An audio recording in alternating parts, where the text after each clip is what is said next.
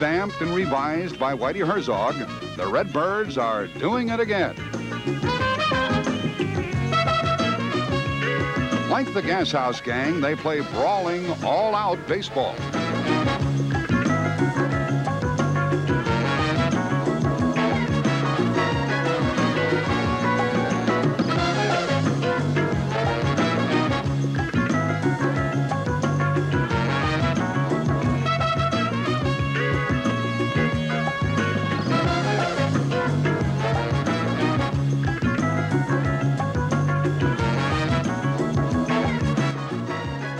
Once again, the Cardinals are doing it, bringing winning baseball back to the fans of St. Louis.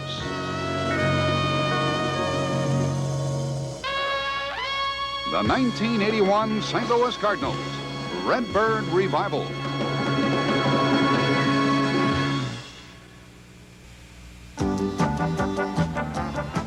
'80 and baseball's winter meetings, a week of non-stop handshaking and wheeling and dealing. With a series of blockbuster trades, the Redbird Revival was set into motion by St. Louis general manager Whitey Herzog. Relief pitcher like fingers or suitors, so now I've got two. And if I can do one or two more things by the time I leave here, I think the general manager's done his job, and then if the manager don't screw it up, we'll be all right. When the Cardinals assembled for spring training in Florida, some of the familiar faces from the 1980 team were gone. It was time for a look at the new Cardinals. Catcher Darrell Porter signed as a free agent. Reliever Bruce Sutter acquired from the Cubs and outfielder Sixto Lezcano from Milwaukee. New Redbirds to boost an old tradition. It's been 12 years since they've won anything in St. Louis. They've come close a few times, but not with a lot of victories, not a dominant club in their division. And St. Louis is looking for a winner. It's a great traditional ball club. There's a lot of Cardinal fans in the Midwest, and I think we're really a national team. I mean, I think the people all over the country are Cardinal fans.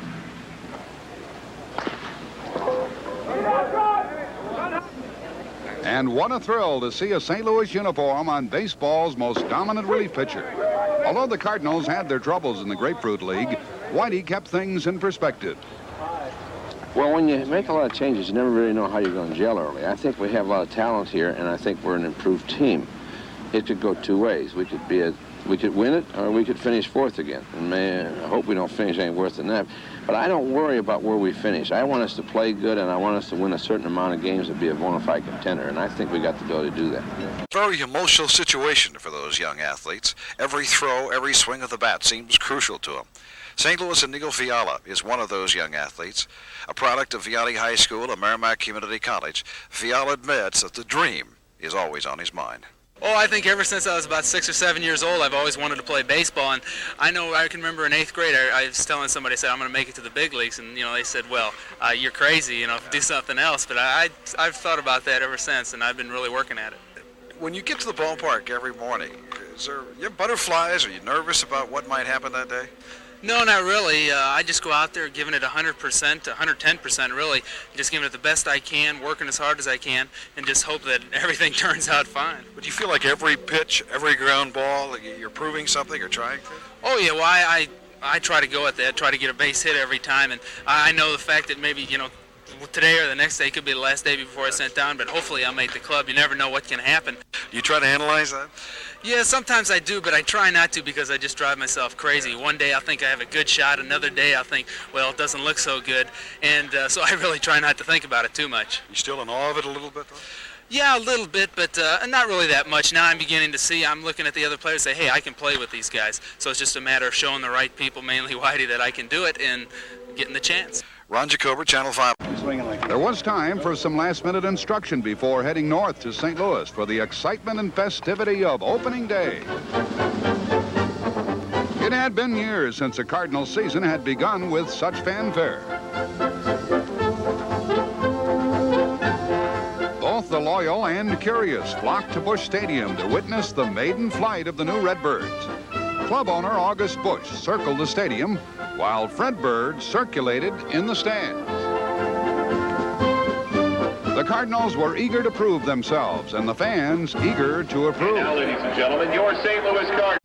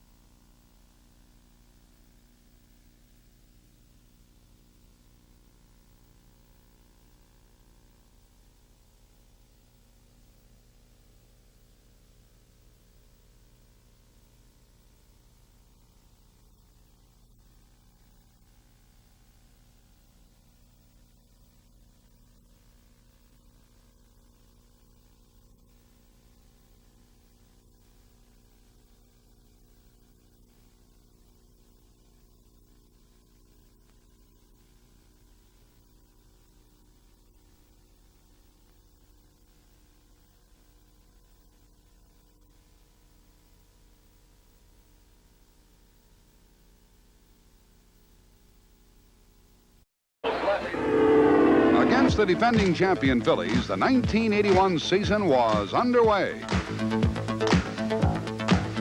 In the top of the 8th, the Cardinals executed one of baseball's rarest plays.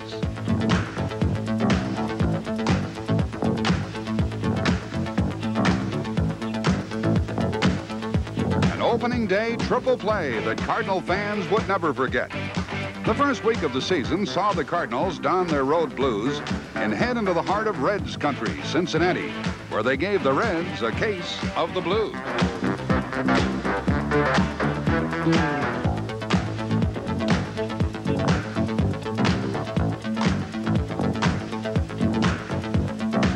After a sweep of Cincinnati, it was back home against Chicago, where young second baseman Tommy Herr explored Busch Stadium's open spaces.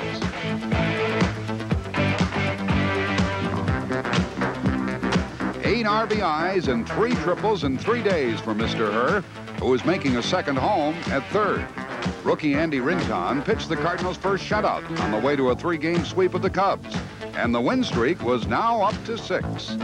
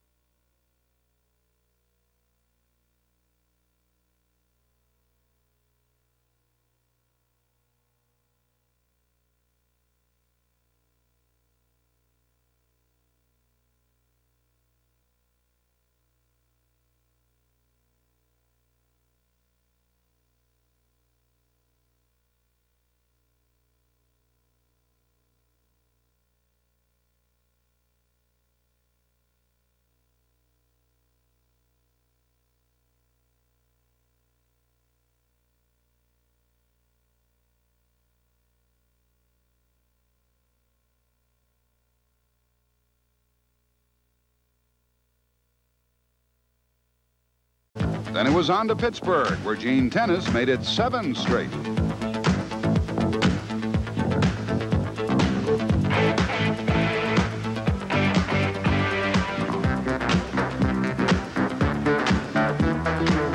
The next day, Bruce Sutter came on in the 9th to prove his worth. Unscored upon in all 5 appearances, Sutter picked up his 4th save and increased the winning streak to 8. The best Cardinals start since 1946. Had the whole team talking. We're a team with a killer instinct, and where we go into town, we play a ball club, they know that we're going to take the extra bases and be playing an aggressive style of ball. Many people have referred to it as Whiteyball. I think it's Whitey Herzog's type of baseball. It's a type of baseball that we all enjoy because we've given the freedom to do some of the things we want. Freedom on the base pass. Whitey likes to employ running game. He likes a club that can steal some bases, take the extra base, break up a double play. It's just a great atmosphere sitting on the bench because you know you're going to win.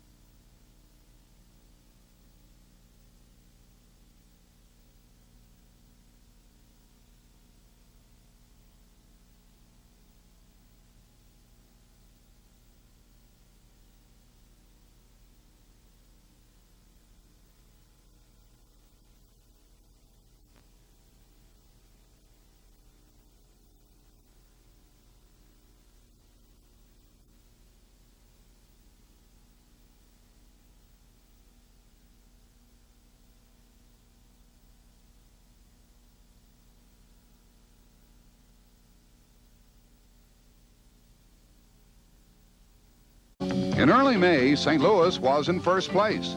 Recently, May has featured Cardinal hitters in the top 10. But this May, the stress was on team defense.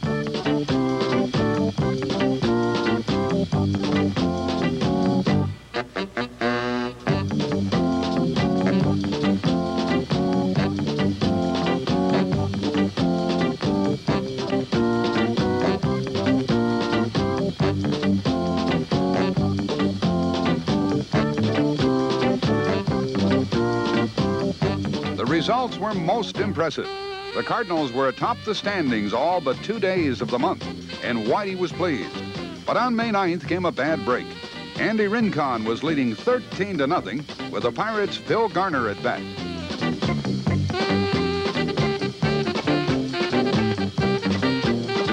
The Cardinals got the out, but Rincon's arm was broken and he'd be out for the season.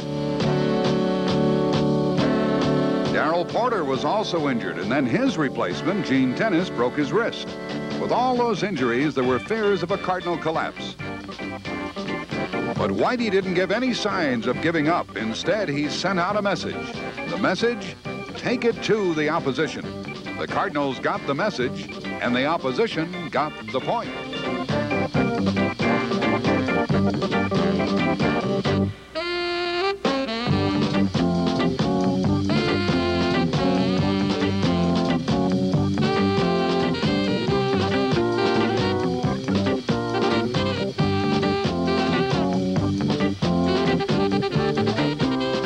Redbirds knew they'd have to dig deep to keep winning and stay on top.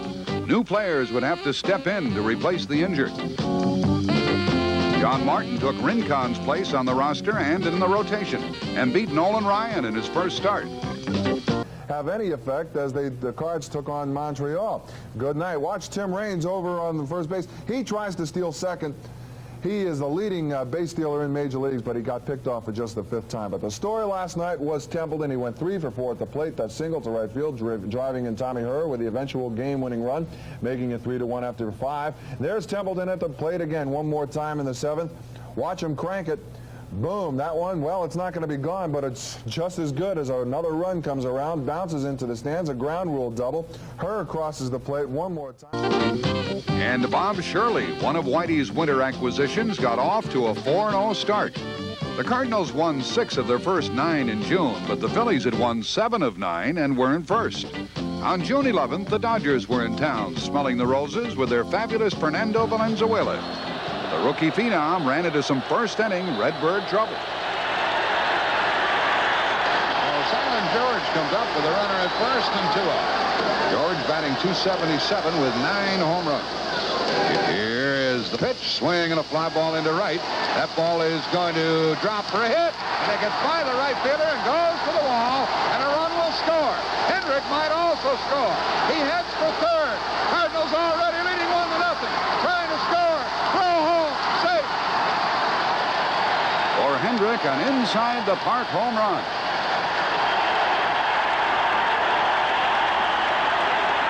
And the Cardinals hung on until it was Suter time.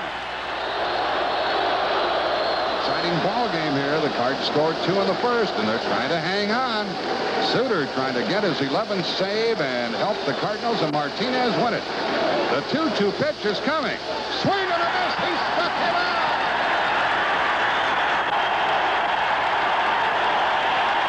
More than 39,000 went home happy, but the next day they got the bad news. There'd be no baseball until the players' strike was settled. The ballparks were deserted, and America experienced its quietest summer in... Well, of course, today to me is one of the saddest days that I think baseball will ever go through. It has affected me terrifically. I would have bet anything in the world that this thing would not have occurred. But off the diamond, the Cardinals still made headlines. Hall of Fame headlines. On August 2nd, former stars Bob Gibson and Johnny Mize joined 25 other Cardinal greats in Cooperstown.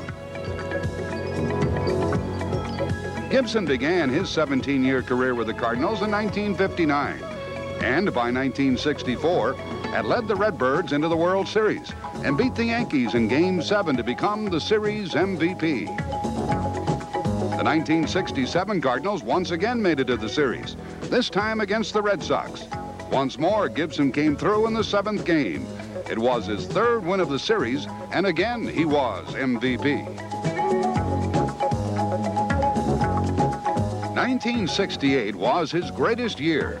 During the season, Bob pitched 13 shutouts and compiled a National League record 1.12 ERA. And the first game of the '68 World Series was perhaps his greatest game. He struck out a series record 17 Tigers, paving his way a step closer to the Hall of Fame. Red Shengdies. He probably had more confidence than anyone. He's probably responsible for me winning as many ball games as I did. Red would leave me in there, regardless of whether the score was 20-0. He figured that I would hold him and we'd get 21. As a matter of fact, he's responsible for me losing 170 ball games or so.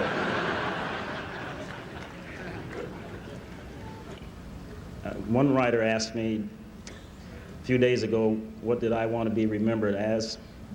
And I thought about it, and I said that I want to be remembered as a person, a competitor that gave 100% every time I went out on the field. Sometimes I wasn't too good, but nobody could accuse me of cheating them out of what they paid to see. Again, I would like to thank everybody who came here to help make this a special day, who made an effort to make my life a pleasure. Thank you.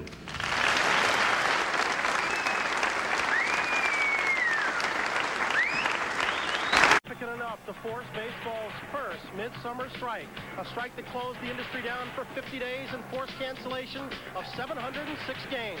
But the first half is history. The second half begins tonight with the 52nd. And they'll come back. They've gone to other things for maybe something that's important, you know, reading and stuff. But they'll come back because this is in their heart. They were born with this. Bob, thank you. You look terrific. Thank you, Brian. And Joe, indeed, it does seem like the strike's ancient history. I tell you, it's the quickest makeup in history. Well, this guy's over the long haul. There's been nobody better. Year in and year out. Oakland from San Diego. Now the Brewers. Smith can steal a base for you. He can run. Smith draws the base on balls. It's 4-3. There he goes, a big jump.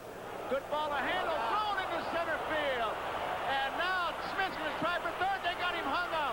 Buddy Bell to Burleson. And now Fingers has to cover. And Smith falls and it's all over. Everybody's down. Fingers. The play goes 2, 8, 5, 6 as Smith decides he's going to make it to third and says, uh-oh, got to make a U-turn. But it's too late. And now it's Bell chasing him, and now it's Burleson, and Fingers is there. And keep in mind, the way you make this play, only one man should handle that ball. Wow, with Suter coming in now to try and finish this game off for the Nationals, the only pitcher left for Dallas Green is Carlton, lefty. For the American League, Britt Burns, Doug Carpenter of the Twins, and Scott McGregor of the Orioles. Foul ball, and it's strike 2. I think it's unusual because they is 0 for 3, 0 for 4. 0 for 3, make it. Bruce Suter was the winning pitcher in the 1978-1979 All-Star game. He earned a save last season. Chance for a save here. 5-4. Winfield doesn't get it.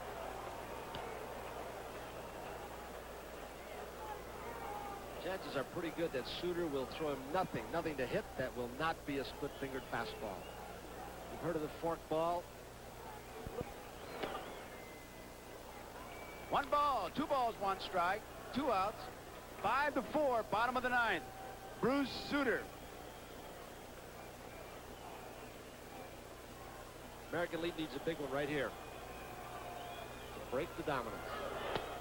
Doesn't get it. What do you think he's going to throw now? Here comes Uncle Charlie. Be ready. He's going to wrap this up with a blue ribbon and throw that split-fingered fastball. He's going for the strikeout.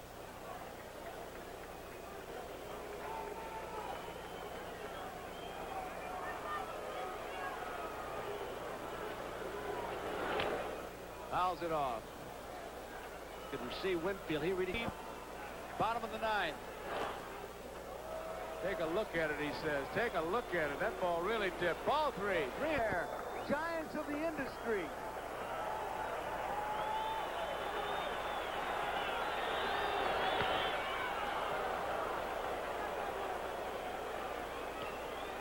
Remains full 3-2. Bruce Suter, Cardinals. We'll have the Cardinals in Montreal next Saturday.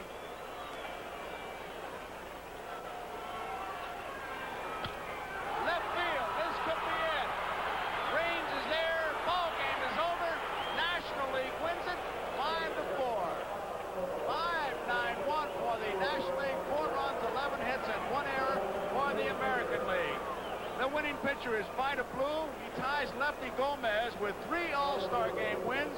It's a record, a save for Suter. The loser is Raleigh Fingers. The game-winning RBI was by Mike Schmidt. The strike was over.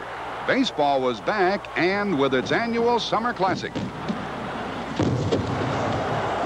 Looming large over the All-Star proceedings was Bruce Suter, whose mere appearance was breathtaking.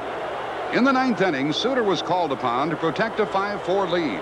And for the 4th straight year, he had a chance to wrap up a National League victory.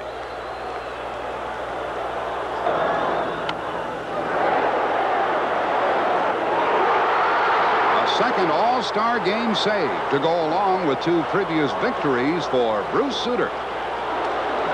The All-Star game was complete, and it was now time for baseball's second season to begin. It was appropriate that the Cardinals season resumed in Philadelphia.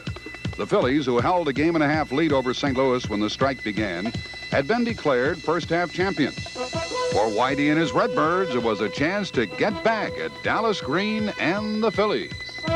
By about 15. Dane Orge leading off, hits it fair by third, carrying off the season lead to get something passed, and 9 out of 12 said, let's go ahead with it. Broken bat, base hit by Schmidt out in the field. Hit number 5 for the Cardinals. So 5 of the first 6 Cardinals with base hits.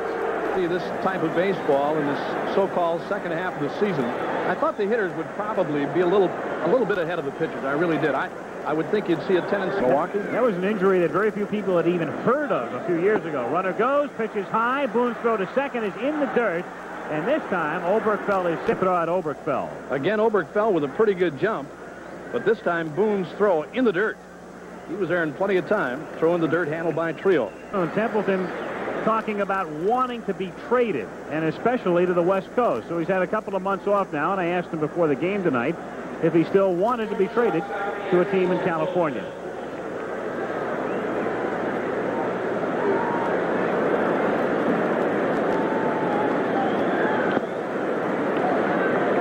The teams out there was willing to give up something for me, and I think right now I don't think any teams would be willing to give up anything for me. And I feel like St. Louis, and that's where I started out. And if they can continue to make me happy there, I'd like to stay there. But if not, then I'd like to move on to the West Coast.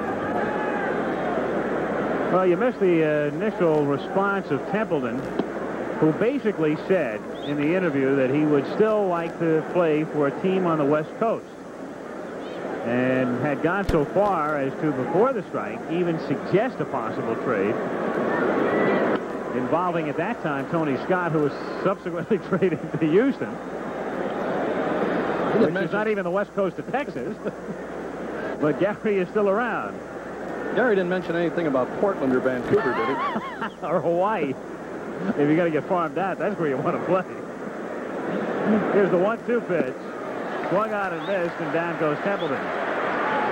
So there are 2 down. Gary, of course, has been involved in controversy for quite some time. The All-Star game scene last year, if he wasn't starting, he wasn't departing, and talking about leaving St. Louis from time to time. I have a tough time, Uke, as Herb stands in, really figuring out what it is that Gary wants.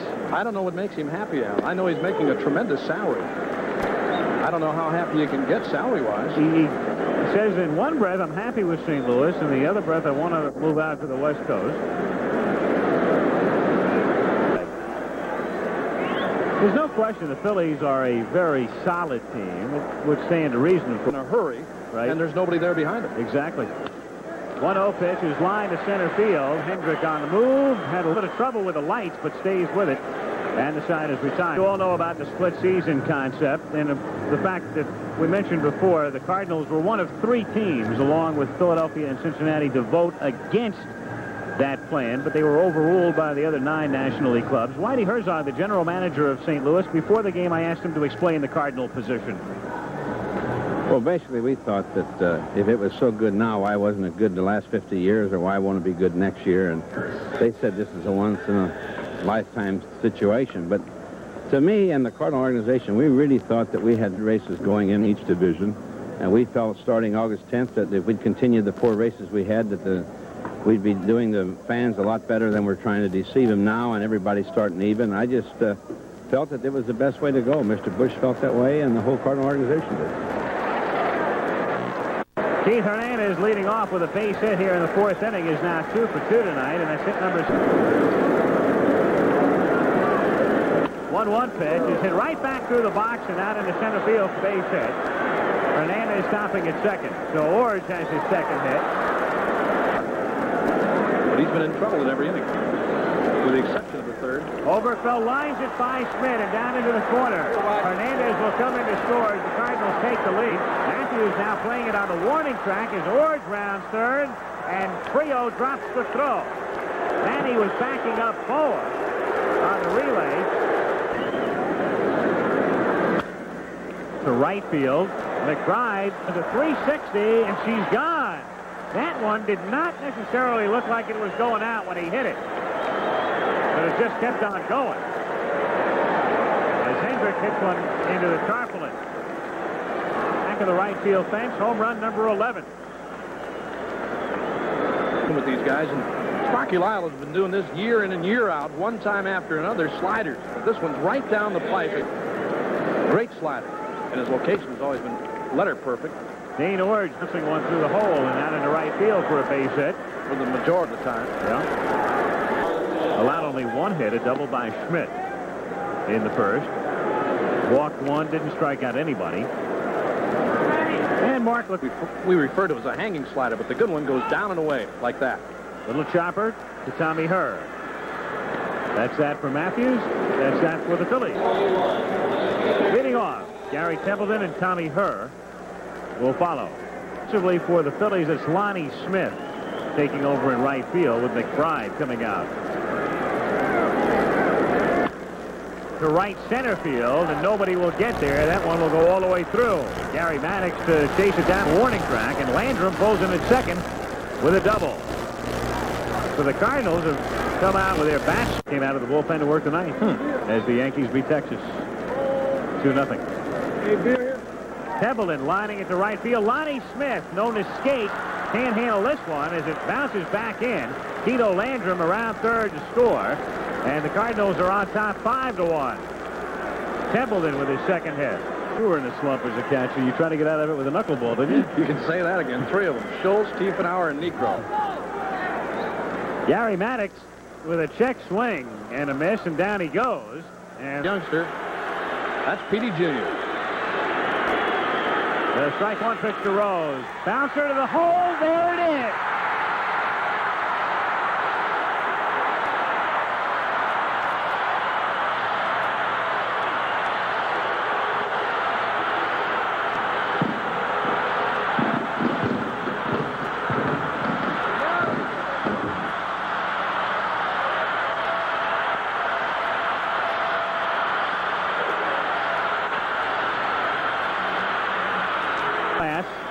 Always. Of course, his nickname, I told you all you needed to know about Musial, is simply the man. Man of dignity and style. There he is. And here tonight to witness the breaking of a truly remarkable record. Whitey Herzog on his way out to the mound. Cardinals have Suter in the bullpen. And again, Pete Rose. Tremendous concentration. How many times have you heard that with Rose?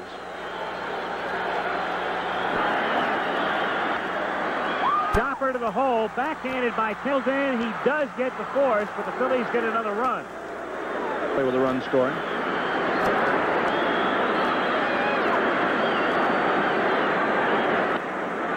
Fly ball to right field. Deeper than Lescon thought, but he had time to recover and makes the catch. So getting the Phillies settled for a couple. And for the ninth inning in Philadelphia, Stan the man.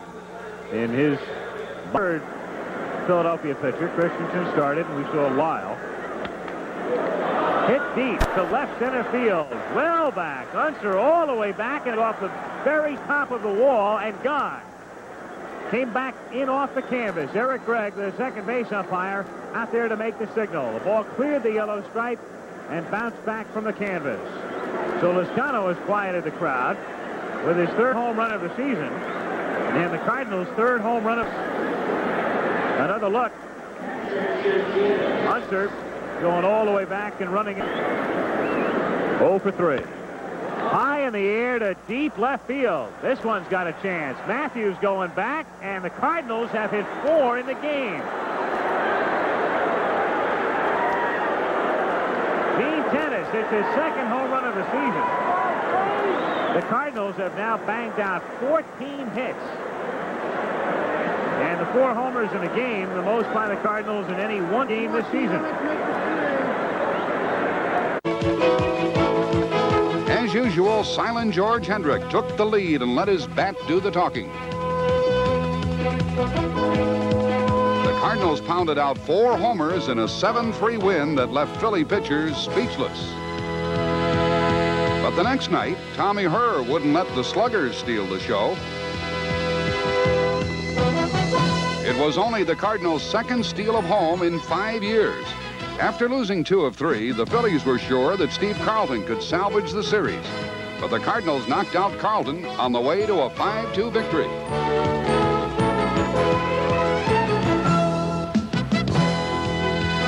It was the end of Lefty's 10-game winning streak against St. Louis.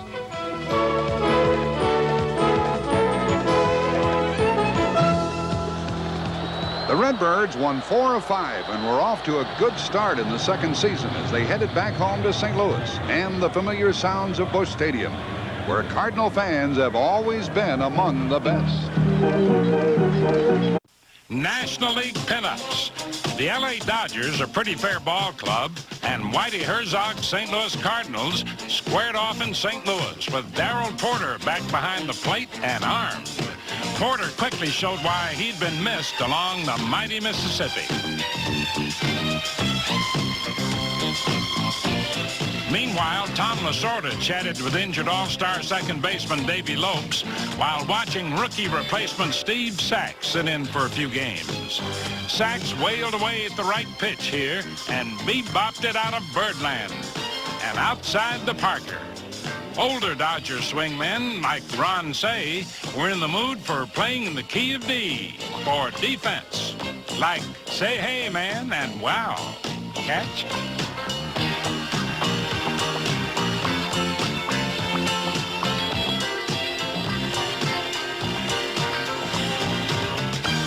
Of course, Steve Garvey, now playing on beyond 900 straight games, prefers to play it straight over the fence, for example.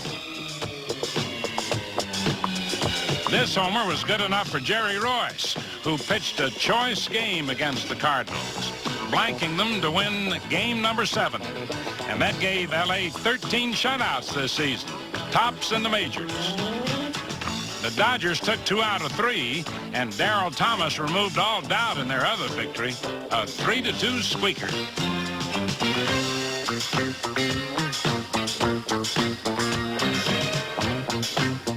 Benefiting from the Thomas tater, Fernando Valenzuela, who had the Cardinals singing the blues.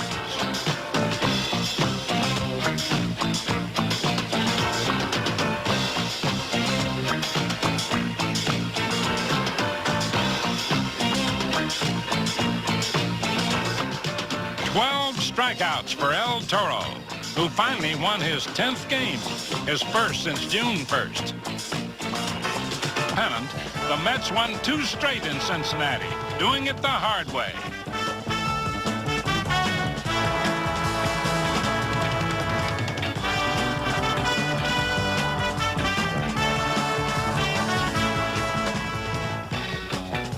Red-hot Neil Allen saved both victories. In 7 appearances, Allen was untouchable, saving 5 and winning the other 2. That also meant he had taken a hand in 16 of the Mets' first 25 wins.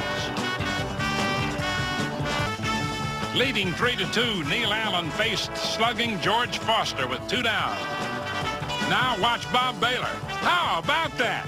Victory the hard way, folks, but it's been working pretty well for the summer. Ozzie Smith, San Diego.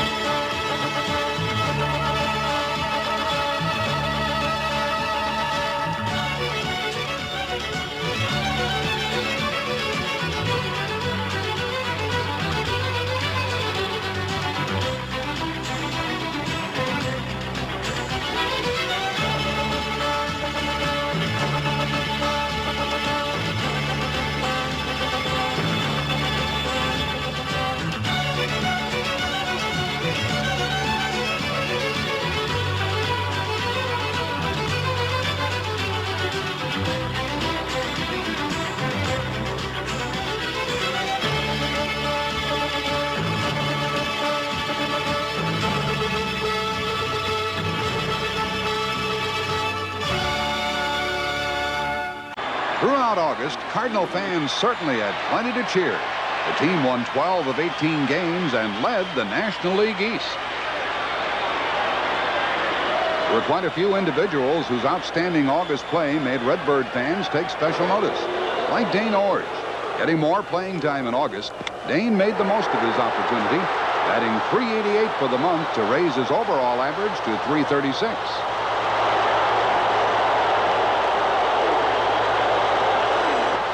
Tommy Herr stole 8 August bases after running up an earlier 16-game hitting streak, which was the team's longest of the season. And third baseman Ken Oberkfell batted .343 for the month to lift his average to an even .300.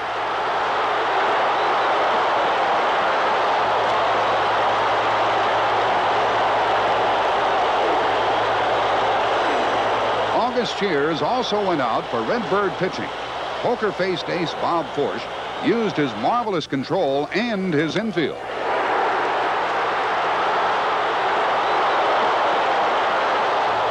Forsch lowered his ERA to below 3 runs per game. And Jim Cott, at age 42, still knew how to stay in business. In August, the superbly conditioned Cott won 3 extra inning games. But any veteran of 23 years knows you can't all out, so it's sure a relief to have someone in the bullpen whose calling card is, call me. Dave, get Suter up. Bruce? Okay.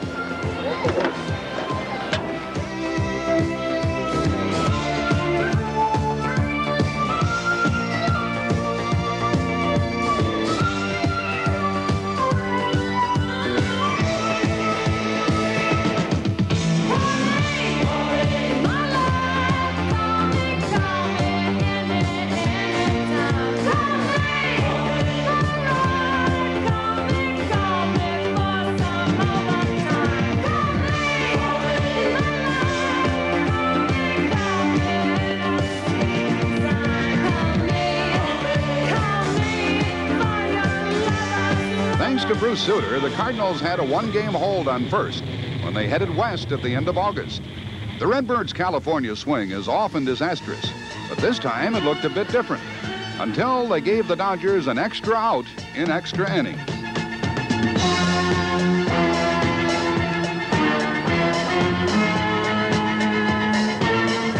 Everything fell apart at once. Has paid off well. Bobby Bonds dominated the Cubs' 3-game sweep of the first-place Cardinals as he cashed in big against his former St. Louis teammates. Bobby hit a pair of homers in 2 different games, powering the Cubs to their first wins of the year on artificial turf after 17 straight losses. The Cubs are also bullish on 24-year-old Leon Durham, who came over from the Cardinals in the Bruce Suter deal and is among the league leaders in hitting. Another positive note for manager Joey Malfitano's squad has been the turnaround on defense.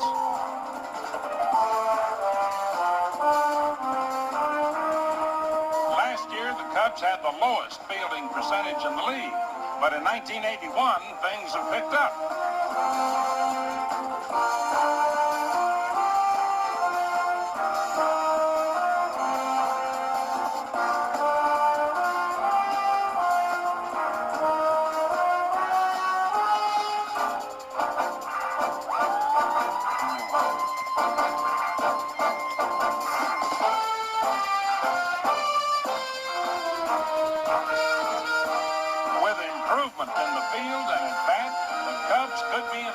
Sooner than expected. And even a change of scenery didn't help.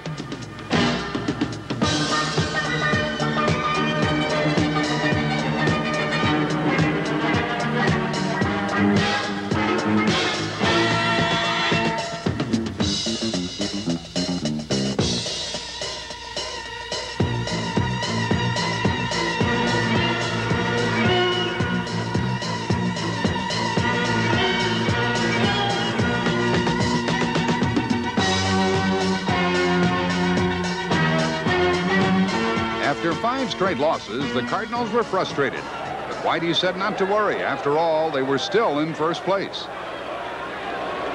And there were some players on the bench too young and hungry to recognize adversity, like aggressive rookie Gene Roof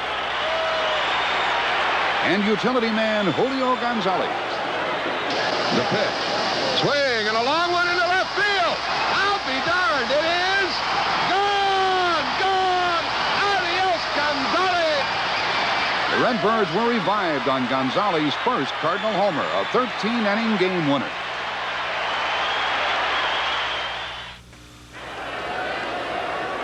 Mid-September. The season was getting short, but the Cardinals were long on injuries. And the week of September 18th saw a Cardinal collapse. A whole week that just wouldn't go the Redbirds' way. I guess I should have stayed in bed, my pillow wrapped around my head, instead of waking up to find a nightmare of a different kind. She went away. This just doesn't seem to be my day. And see what you get for helping out here. Watch Gene Tennis. Tennis on the ball. He hands it right back to the catcher. The only problem was Hendricks was running on the play, so that was interference by Tennis. You're not allowed to do that. Hendricks had to go back to first.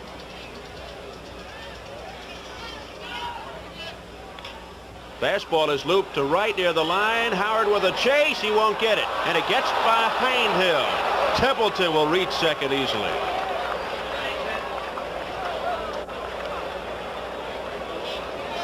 Two-base hit for Gary Templeton. That's his second double of the series. So one out, a man on second. Here's Keith Hernandez coming to the plate.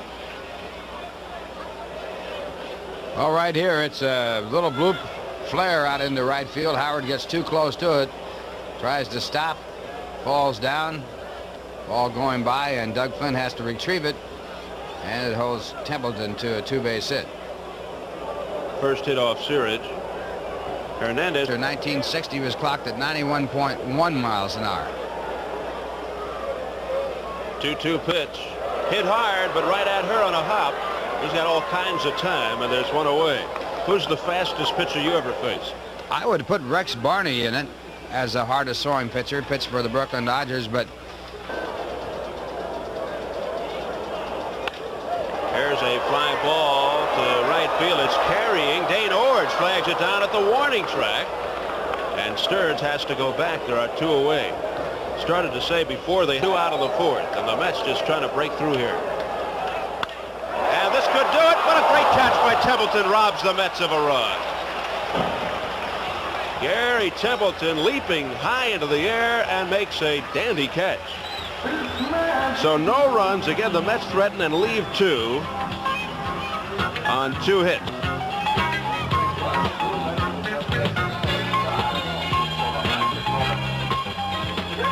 So no runs, two hits, two left, and the score after four. It's the Cardinals 5 and the Mets nothing.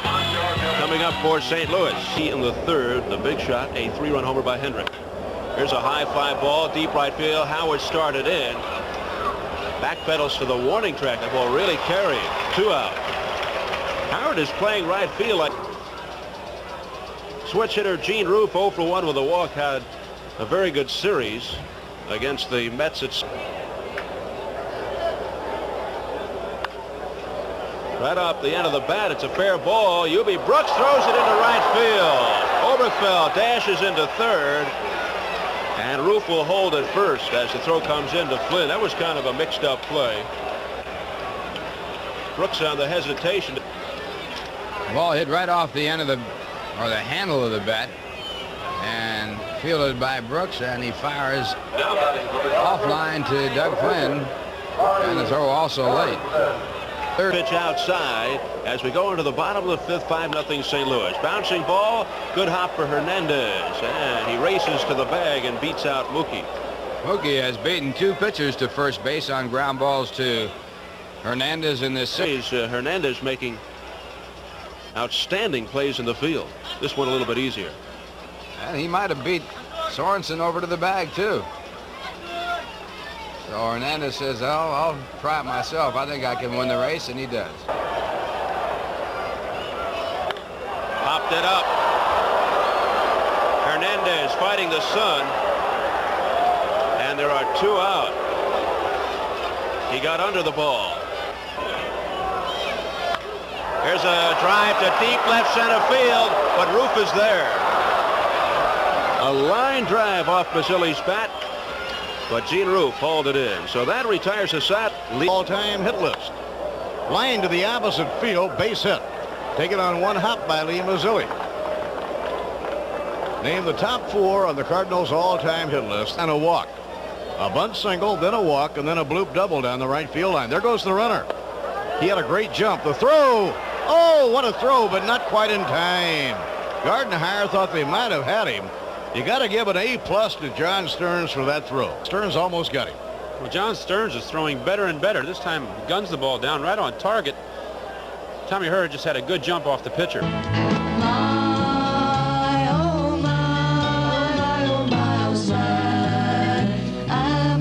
5:05 p.m. game. Ground ball down to first. Hernandez, a nifty pickup. And now Sorensen covering. Hernandez, a nifty glove man around first. Oh, he can pick it at first base, that's for sure.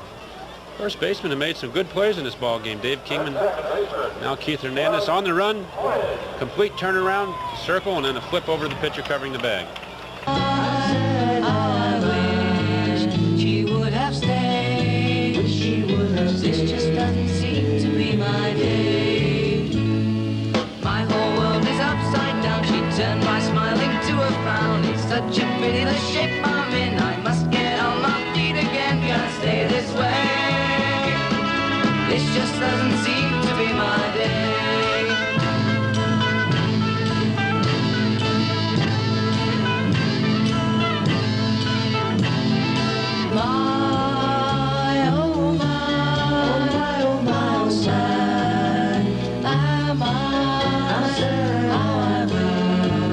She would have stayed. Wish she would have stayed. Got an idea of how well his Phillies can hit.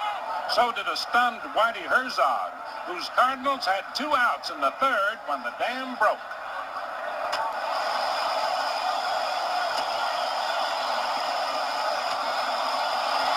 Nine straight hits, the longest string by any team in 50 years. The Phils also scored 11 runs, the biggest inning in the National League this season. 3 days later, the Oakland A's ripped 8 straight hits, the most in the American League in 50 years. Now, how about that, Pete? Seemed to be my day. I guess I should have stayed in bed, my pillow wrapped around my head, instead of waking up to find a nightmare of a different kind. She went away. This just doesn't seem to be my day. In 1 week, St. Louis lost 7 of 8 and went from 3.5 games up to 2.5 games behind the Expos. But before anyone could cart off the Cards or count them out, Whitey called for a clubhouse meeting. Basically, in my meeting, it was more so of saying, hey, we've played good all year, we've played good as a team, we've played good fundamentally. What have we got to lose? We got 10 games left. Let's go after it. If we win it, all right, and if we don't, we'll get them next year. We're 2.5 games out right now, but we've still got 9 games to go. Montreal has to come in here and play the St. Louis Cardinals, and I got to believe with the way we've been playing against Montreal, we've got the edge right now. We'll turn it around. The very next day, the Cardinals stopped their losing streak and with only a week to go, started a winning streak. They won a big game from the Pirates on September 26th, and from here on in, every game would be critical. It was scoreboard watching time. The next day, Tommy Herr broke out of a 1-for-21 slump with a bases-loaded triple, his 8th 3-bagger of the year.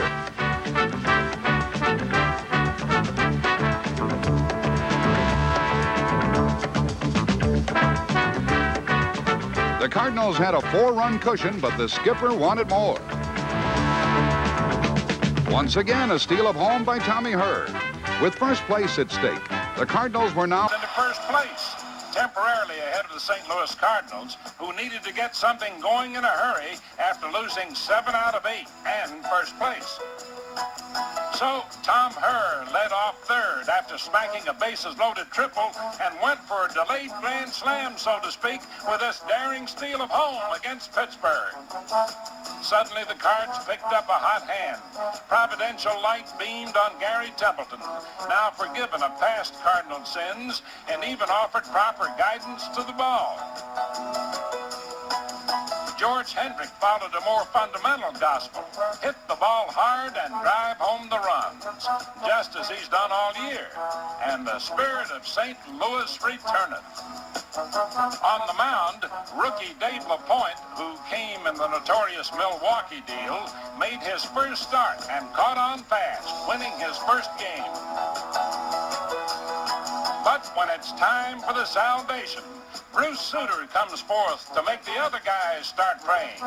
Saves number 24 and 25 pointed the Redbirds back toward first, and two big victories over the Expos put them back into first as baseball kept on working in mysterious ways. Base running errors and good moves by Cardinal starter John Martin plagued the Expos early. Rodney Scott singled in the first, but was later caught. Likewise, Chris Spire in the third. Expos frustrated again in the fourth. Scott tried to score from first on a double to right by Andre Dawson, but Rodney missed home, or so it was ruled. Darrell Porter tagged him out. Expos manager Jim Fanning didn't see it that way, but his vociferous protest only earned him a ticket to the clubhouse. Expos finally broke the ice moments later. Gary Carter doubled to left center, scoring Dawson, no doubt this time 1-0 Montreal.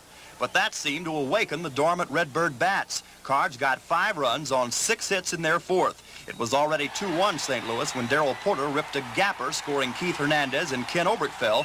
4-1 Cardinals. Pitcher John Martin followed with an RBI base hit of his own. Porter raced home from second. 5-1 St. Louis after 4. Expos got one back in the 7th. Larry Parrish disposing of a Martin mistake to close the gap to 5-2. Career homer number 100 for Parrish. But if the Expos had any hopes of a late-inning uprising, Cardinal reliever Jim Cott took care of that. 6-2 St. Louis the final, and the Montreal lead in the National League East is cut to just a half game. Paul Alexander for CBS News, St. Louis. All ready for the big series with the Expos, and won the first game to move only a half game out. Next night, September 29th, 40,000 are on hand, hoping to see the Cardinals take over the top. It's the largest crowd of the season in St. Louis, about 45,000 fans, jammed Busch Stadium last night to watch the Cardinals and Expos slug it out for first place. And Montreal got 2 quick ones, the first on Rodney Scott's no-out single. Warren Cromartie wants to score from second. Close play at the plate, safe the call. 2-0 Montreal before the Cards come to the plate. But St. Louis wastes no time turning it around. With 2 out, Gene Tennis laces a screamer to the gap in right center. Keith Hernandez and George Hendrick both come. 2 in the first inning, and at bat is Ken Oberkfell. In the hole. Curveball and a ground ball to the right side. That's a hit. Here comes Tennis trying to score. They could throw him out. The throw home is safe.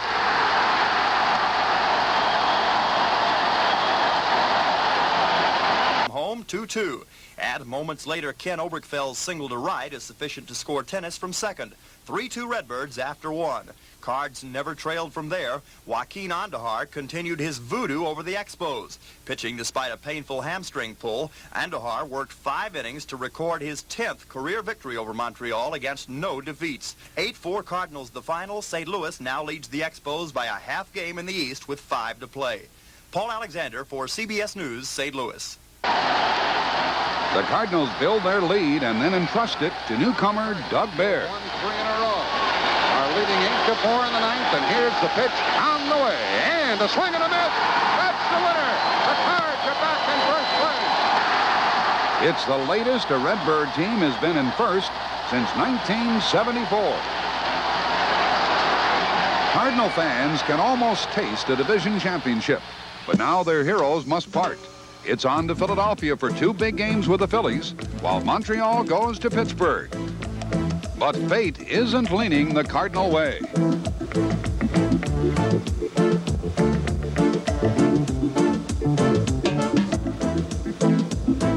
The Phillies beat the Cardinals and pushed them back into second place, for Montreal had won in Pittsburgh.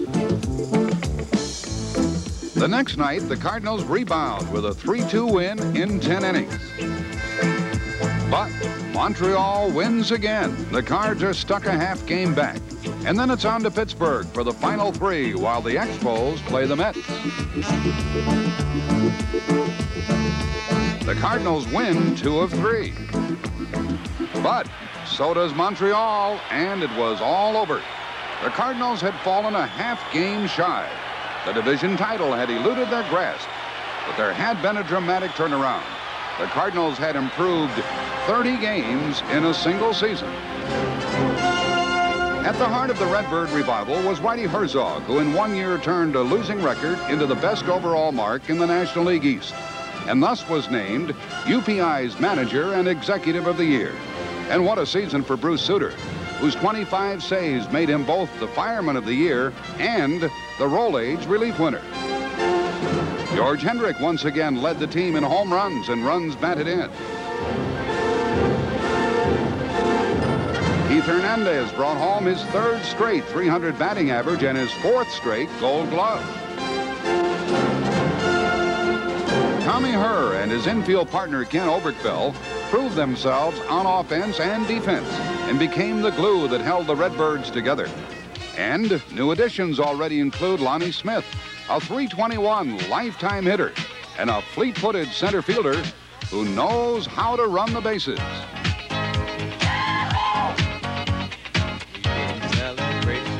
The St. Louis Redbird revival should continue in 1982 and provide a non-stop celebration.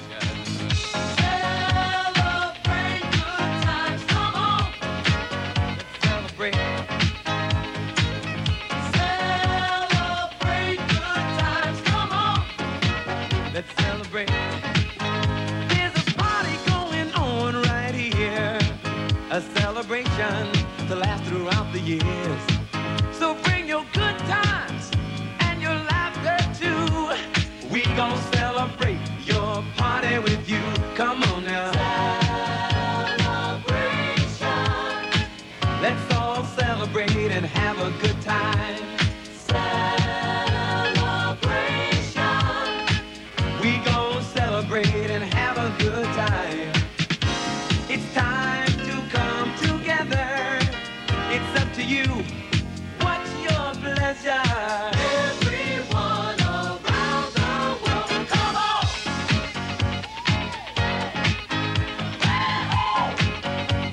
It's a celebration.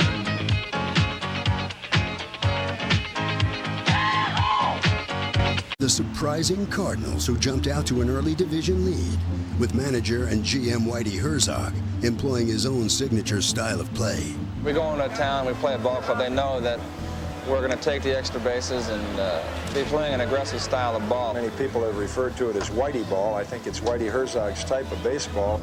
He built the team around speed, defense, and pitching. Swing and a miss. He struck him out. With new additions like Bruce Sutter joining Cardinals mainstays George Hendrick and Keith Hernandez. What a play by Hernandez. The ball came up, they got him. Whiteyball would keep St. Louis in first place for most of May. That's the winner. The Cards are back in first place. The NL won their 10th straight All-Star game. Ball game is over. National League wins it 5-4. Regular play resumed that week, and history was quickly made as Schmidt's teammate Pete Rose passed Stan Musial to become the NL's all-time hit leader. The strike one pitch to Rose. Bouncer to the hole. There it